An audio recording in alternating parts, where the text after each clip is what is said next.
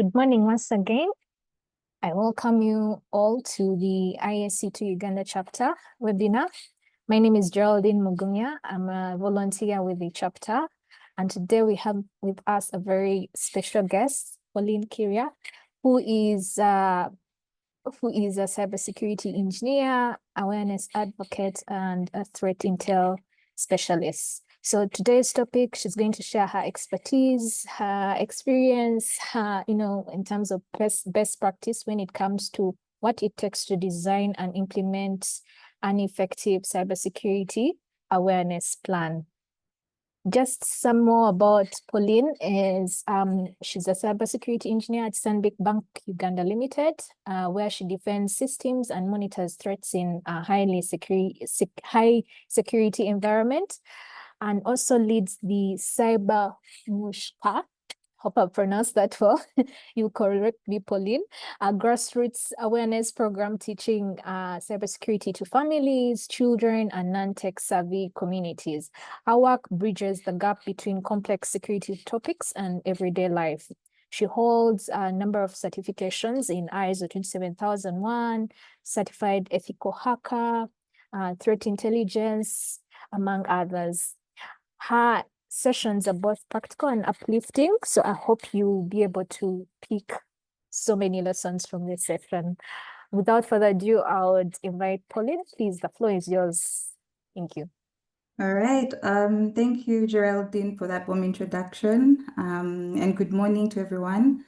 Thank you for being here today. It's always a pleasure to speak to professionals who care deeply about cybersecurity. Because here's something we can all recognize. The most advanced tools and controls mean little if the human layer remains vulnerable. In my role as a cybersecurity engineer at Stanbic Bank Uganda, I get to see firsthand how much of our security posture comes down to behavior and not systems. And outside of that, I run the Cyber Mamushka, the Cybersecurity Awareness Platform that helps families, children, your everyday mechanic, the lady at the market, stay safe in their daily lives. It's a space where I feel cybersecurity becomes approachable, engaging, and relatable, even for those who aren't in tech. So today's session brings both of those worlds together. I'm excited to explore what it really takes to design a strong cybersecurity awareness plan, and more importantly, how to turn that plan into a living, breathing program that works across different environments, from corporate offices to classrooms, and even home at the dining table. Yeah. So Geraldine, please let me know if you're able to view my screen.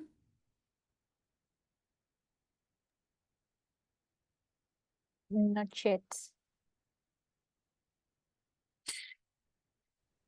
Okay. Yes, good to go. Okay. Okay, cool. So let's begin with a moment that just captures how critical this is. So a few weeks back, a parent that I usually engage called me and told me that their son had scanned a QR code from a poster promising a free toy. The poster was at Garden City, so close to us, and the free toy was a monster truck. Yeah.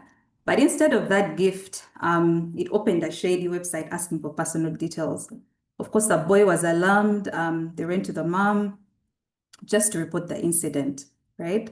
And not so far from that date, I have a friend that works for a financial institution in West Africa. And so we're, sharing notes.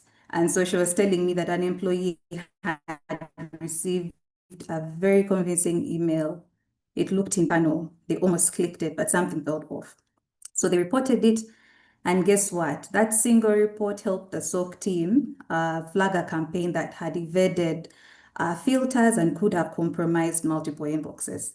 So it's two different worlds, a child and a corporate user, but there was one common theme, right? Awareness saved the day. And so that's what today is about. Not awareness as a checkbox, but awareness that drives real behavior change in families, in employees, and in everyday life. Now, you might wonder, why do these stories matter so much right now? Why the urgency of awareness? So I want us to take a closer look at the bigger picture.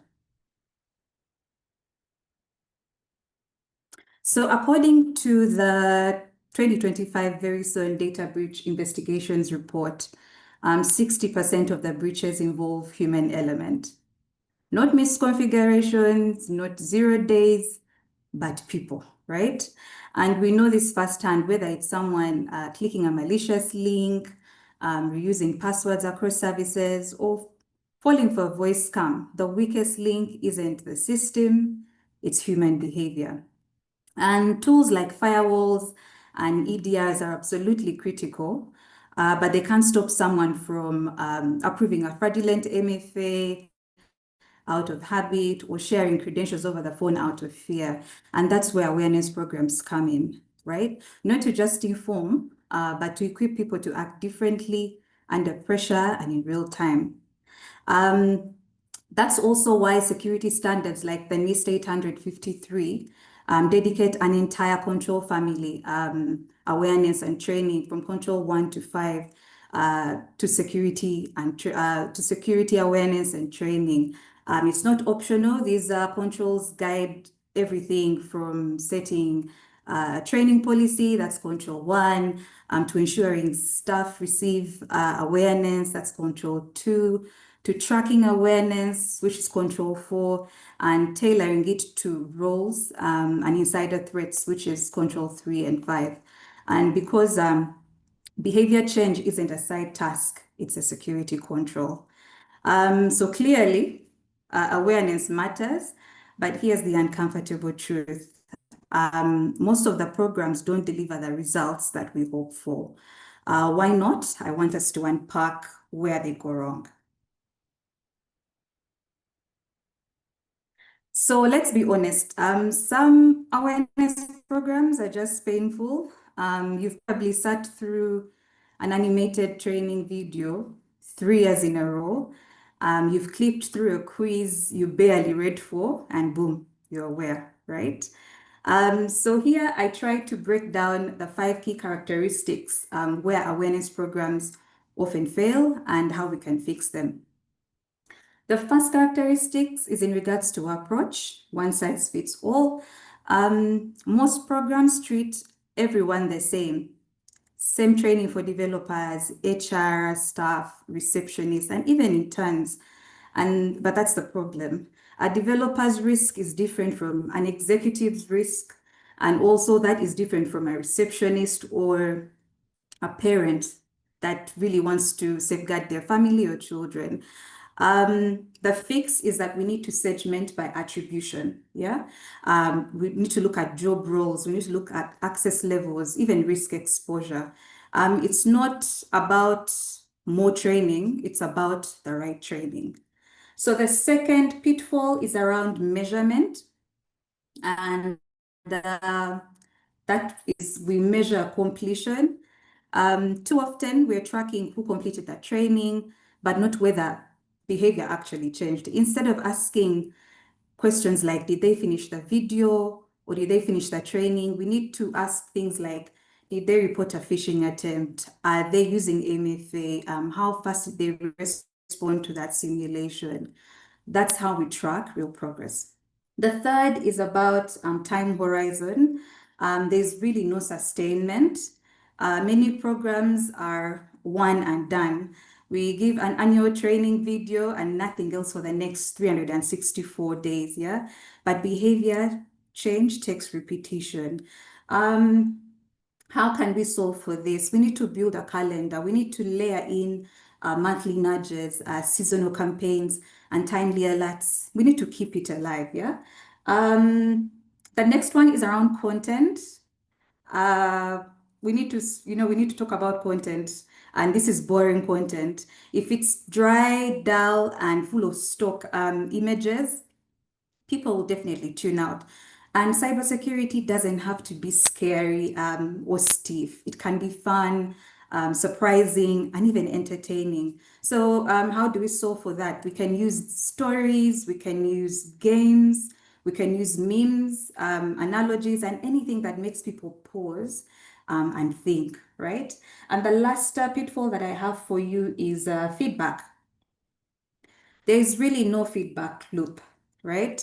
Many programs are a one-way street. We keep on pushing content, but we don't ask what's working or what's confusing.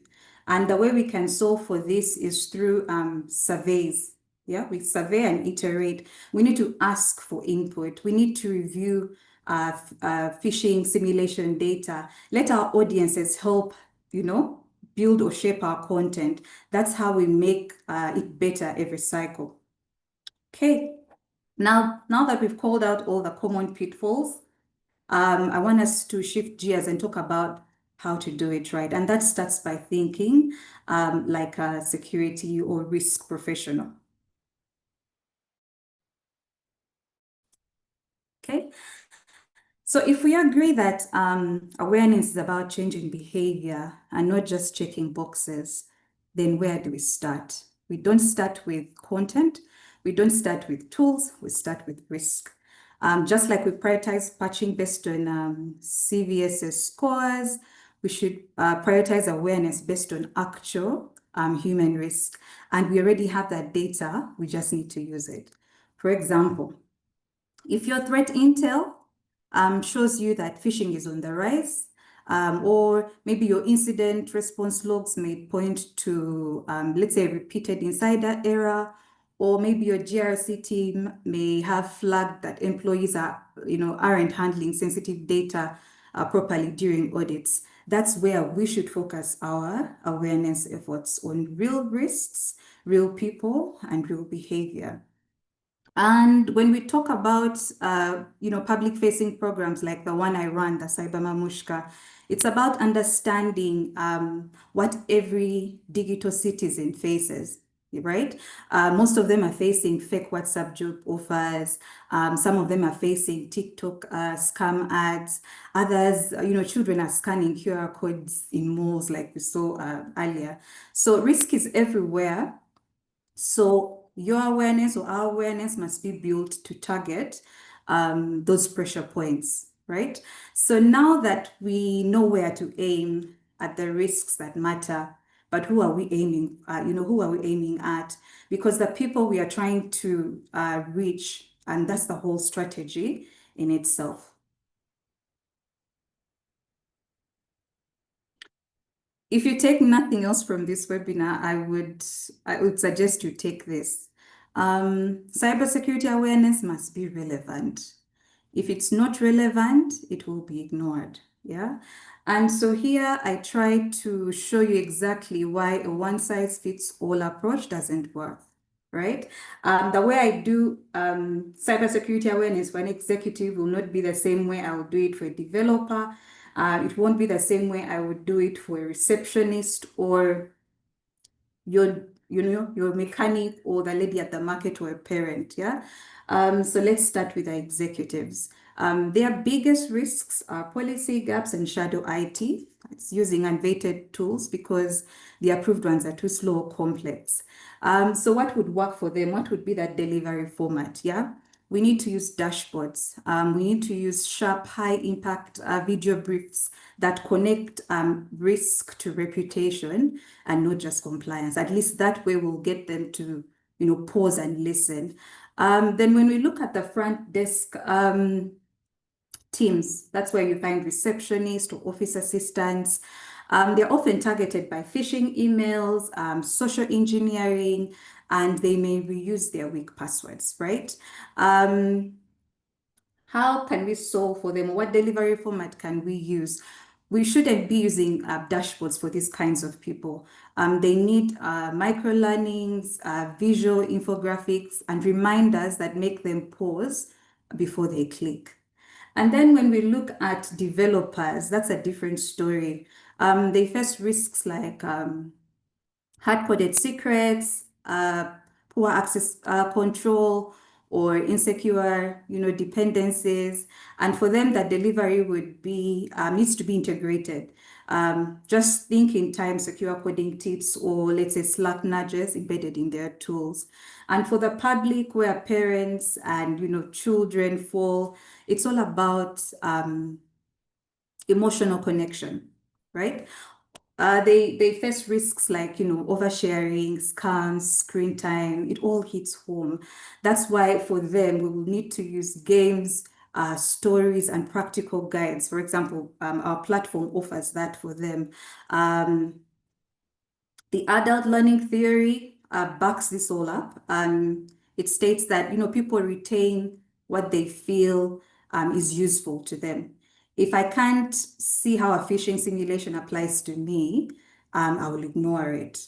But if it shows up in the moment I need it, then that's when it will stick, right? So when you understand your audience deeply and the risk behaviors they are prone to, how do we then build a program that actually changes those behaviors? Yeah, by building a life cycle and not a campaign. So let us quickly look into that.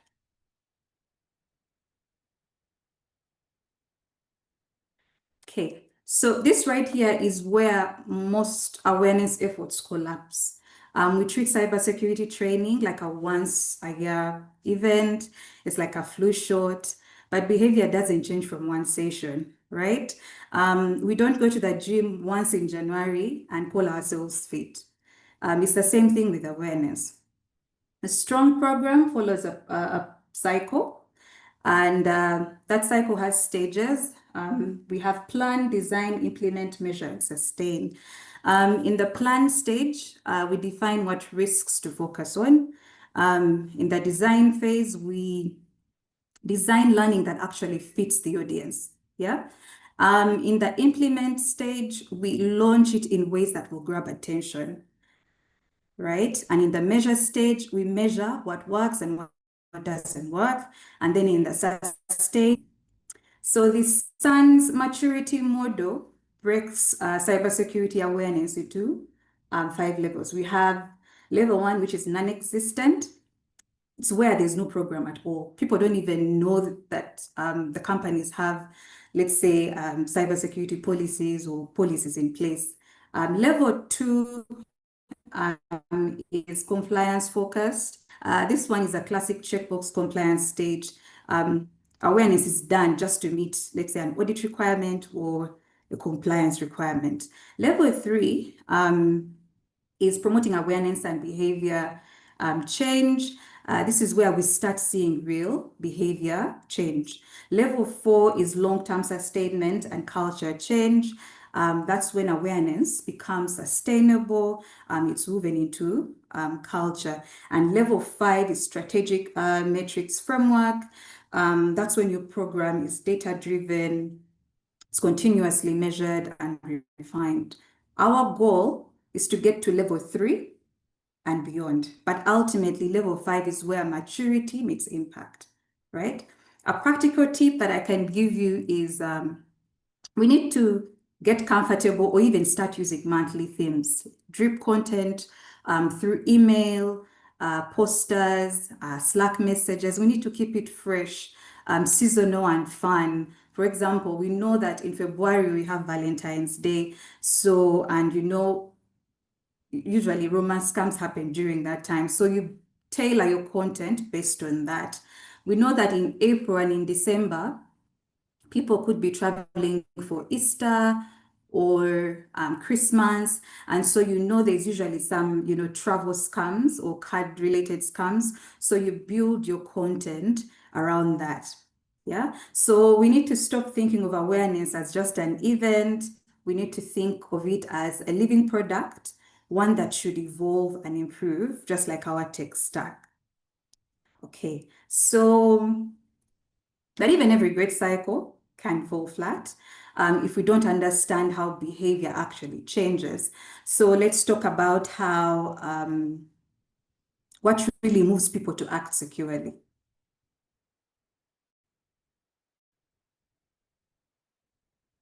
So let's pause for a second, because if all we do is give people information, we've definitely missed the mark, because behavior change isn't just about knowledge. It's about motivation. It's about ability, and the right nudge at the right time. So I wanted us to look at the BJ Fogg's model, which states that behavior equals to motivation plus ability plus prompt. This means that a person will perform a behavior when they feel sufficiently motivated, they have the ability to do it, and they have been, prompted to act. So to influence secure behavior, those three elements need to align: motivation, ability, and prompt. So motivation could mean, why should they care? Right? It could be fear for, personal company data loss. It could be a desire to protect family or children. It could also be a sense of responsibility at work, right? Ability means, can they do it easily? Right? Have you simplified security steps like one-click phishing report? Are we using clear, jargon-free language, not anything complex? Are we providing tools, for example, let's say password managers, or are we giving our audiences how-to videos? Yeah. And then prompt would mean, what triggers that action? Are there timely reminders? Could be coming from email, let's say push notifications. Do we have in the moment nudges like pop-ups or posters? Or do we have realistic simulations? For example, now like fake simulation tests, right? I would like to give another example of, let's say, an employee reporting a phishing email. The motivation could be that they know the risk. The ability could be that the report button is easy to use. It's visible in email, so they are able to click it and report the phishing email. Then the prompt could be that they just got a reminder about a phishing attack, let's say a day or a week ago, right? So that's how behavior is built, through small, repeatable wins. So now that now let me show you how we've done this for the Cyber Mamushka. So we've created a card game. It's called the Cyber Safe or Cyber Sorry. And in the motivation, we know that people are more likely to engage with cybersecurity when it's fun. So this game replaces the boring lectures with laughter and friendly competition. And then when it comes to ability, this game uses everyday scenarios. We don't use jargon or complexity anywhere. So anyone, could be children, parents, or even the most tech-averse, they can understand and play the game. And finally, prompt. Each card represents a situation that asks, is this scenario secure or not secure? That's a gentle nudge to think before clicking. They get you, then this, after they respond to the secure or not secure, then you get an instant feedback, right? So the lesson sticks. So in a playful, low pressure setting, we are nudging behavior change, just as BJ Fogg's model suggests. So you can use the same principle across the board. Let's say MFA approvals, or reporting suspicious activity, or locking your screen. Don't just tell people what is safe. It's important that we design behavior into their environment. Of course, even the smartest behavior model won't stick if there's no one steering the ship. And so let's get into that. So let's talk about something less glamorous, but absolutely essential, which is ownership. We all know that if no one owns awareness, it won't get funded, it won't get money for it, it won't be sustained, and it definitely won't improve. In many organizations, security usually owns the program. In some organizations, it's GRC. But the most important or the most effective setups would include HR for onboarding. You would have your internal comms or marketing to help message and scale. And then you have maybe your IT to support the tools like phishing simulations and learning management systems. And then we also need a clear roadmap that is tied into governance. Because when something is everyone's responsibility, but no one's job, nothing really gets done. Yeah. One way we can scale this is through security champions. Those are mini ambassadors across departments. These guys help localize the message. They will help collect feedback and become part of the culture change. And then speaking of culture, if people are afraid of reporting a mistake, they will hide it. And if they think security is someone else's job, they will disengage. So culture is everything, and it's the soil our programs need to grow in. And if I were to tie compliance into all this, the ISO 27001 and NIST both expect awareness to be planned, owned, and measurable. So it's not just a nice to have, it's actually an audit item. And once we've gotten the ownership and culture aligned, let's not reinvent the wheel. There are excellent frameworks that are out there that we can use to guide our entire journey. So let us look at some of these. So like I said earlier on, we don't have to start from scratch.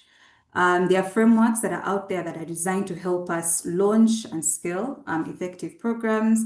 And these are some of the few that I would recommend. We got the NIST 800, 53, especially the awareness and training family, which lays out the awareness and training controls that we can utilize. We've got the SANS maturity model. This gives us a great way to measure your program's growth from compliance to culture. So you don't have to get stuck in terms of, okay, I would like to measure my program, but what framework can I use? The SANS maturity model would do great. Then we've got the ISO 27001. This requires that awareness be both planned and documented. Then we've got the NICE framework, which helps us map awareness to actual roles. So if, in case you're stuck with, okay, I need to map certain roles to specific awareness, you can definitely utilize the NICE framework. And then we've got the Meta Engage.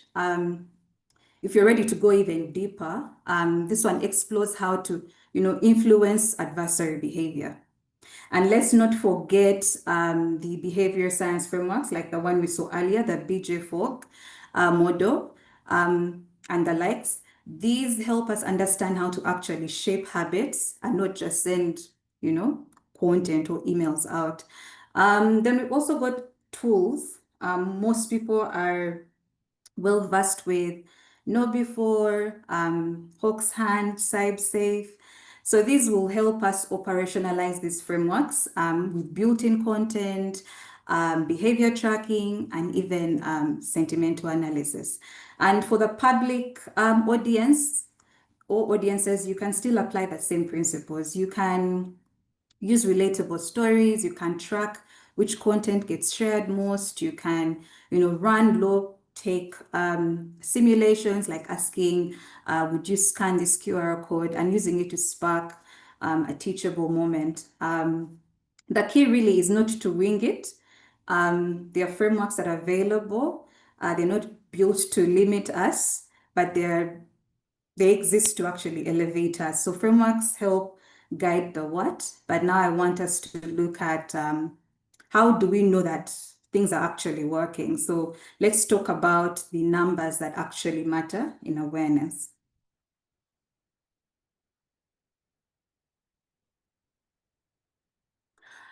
Right, so we can't improve what we don't measure, but here's the thing. A lot of awareness programs are still measuring let me call them the wrong stuff. They will tell you how many people completed that training or how many phishing emails were sent out in a simulation. But do these really tell us anything about whether the people are safer? I don't think so. But instead, I think what we should be focusing on is who reported the phishing email? How quickly did they report it? Are we seeing a reduction in repeat clickers? Have more people enabled MFA or updated weak passwords? These are the behavior-based signals. They reflect actual learning and not just attendance, right? And let's not overlook culture. We can still run short sentimental polls. We can, let's say, send out a poll that says, do people feel comfortable reporting mistakes? Do they feel cybersecurity is everyone's job? Because behavior lives inside culture. And on the public side, what I usually measure are things like how many families are using our card game, are parents resharing safety tips in groups? Are they resharing our blog posts in groups? Are schools or churches inviting us back to talk about cybersecurity? Right? So the right metric always answers the question, are we changing behavior? Right? So once you start measuring what matters, how do you then keep the momentum going? Because awareness isn't a one-time push, it is a long-time game.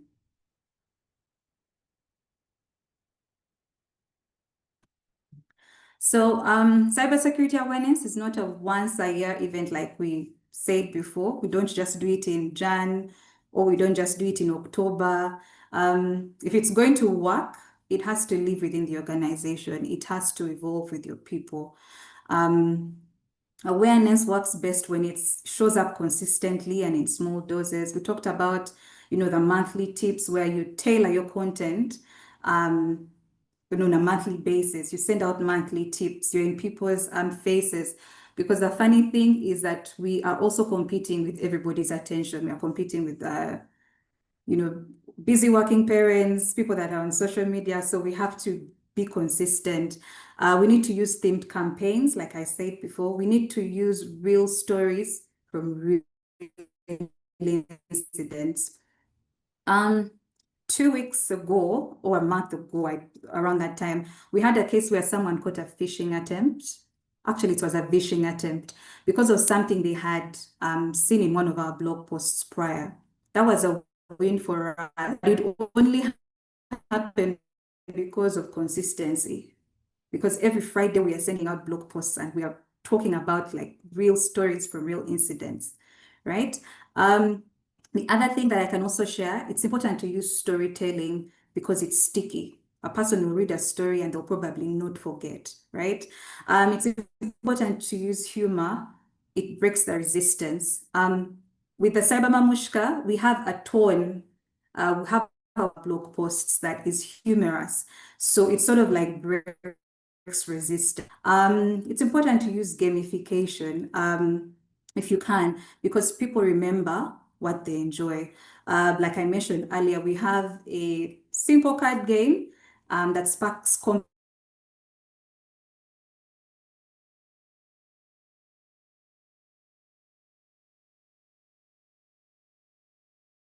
isn't about doing more. It's about doing it smarter, creating a rhythm, building trust, and keeping it fresh. So we've covered a lot. So I would like to bring it home. What's the big picture? What's the core message to take with you today? So cybersecurity awareness is not an activity. I believe it's a strategy. It needs to be risk-informed. It needs to be human-centered. It needs to evolve continuously because even threats are evolving. It needs to influence behavior at work and at home. We don't change behavior by sharing facts. We do it by designing for change. We can't build culture with slides. We build it with stories, consistency, and ownership. If it's not measurable, it's not manageable, right? And also, we're not here to turn everyone into, let's say, a cybersecurity expert. We're here to build a world where awareness can become, more of an instinct and not an obligation. A world where people can pause before they click, where they can think before they share. That's the kind of awareness that changes everything, right?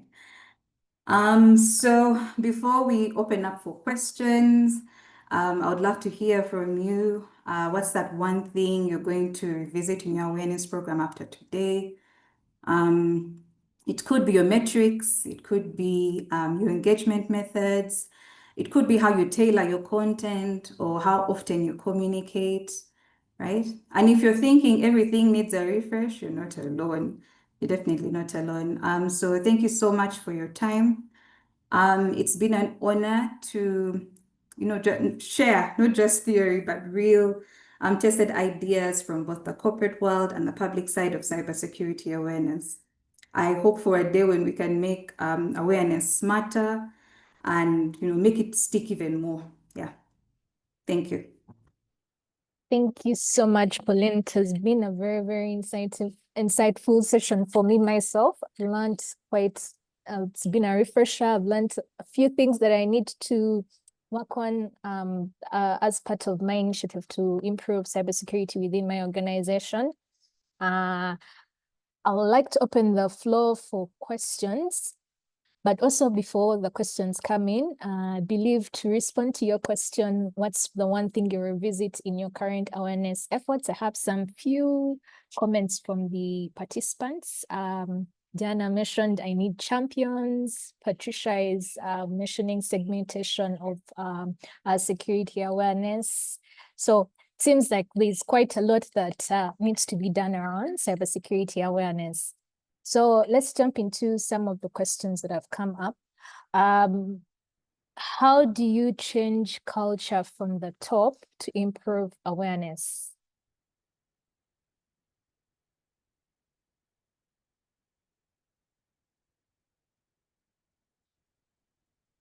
Oh, Pauline, you're muted.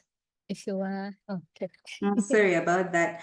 Okay, so I strongly believe that one thing I've noticed is that we speak a lot of the risk language and less of reputation.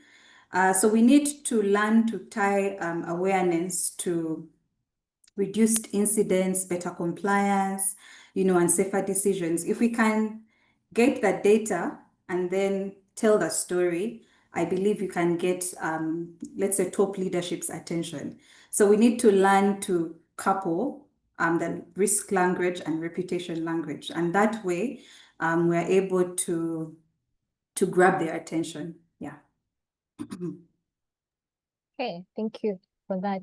I think it was something you had talked about around gamification. I think someone was asking about, are these card games available for sale? Was something you had spoken about in terms of what material to use when it comes to awareness? So yes, the card game CyberSafe or Cybersuri is available for purchase, just 50,000.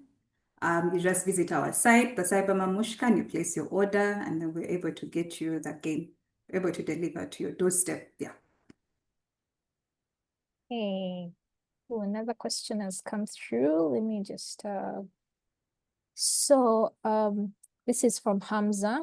We spoke about something to do with funding or budgeting for awareness. My question is, how do you convince the C-suite or the boardroom lads that in as much there is there is not direct return on investment on when it comes to awareness, it's essential and it's necessary and impactful. How do you link it to, and his question is mainly, how do you convince the boardroom that this is actually going to bring a return of investment? Okay, so I think I will link this to the first question we got. How do we get buy-in from leadership? Again, we need to speak the language of risk together with reputation. Because if we simply give them data and we don't tell them, the right stories, we won't get their attention. And also, there are some frameworks that I touched on, especially let's say the SANS maturity model, the one that shows you how is your program progressing. Some of our board members, or let's say talk, would like to see progress. Are we going the right direction? And most times we seem to think that for you to go ahead and do a cybersecurity awareness plan or eventually a program will probably need a lot of funding. Sometimes it doesn't. Sometimes we have, the we have resources readily available to us that you can start small. You can simply start by sending out, let's say, a few tips, monthly tips or weekly tips out there to your audiences. By that, you're already starting, you're already progressing. And that means that when you're speaking to your top management or the board, you can simply present to them how far your program has gone in terms of maturity. So it requires us to speak the right language, risk plus reputation, and also be ready with the data when that time comes for them to see, okay, this is the progress we've made so far. Yeah.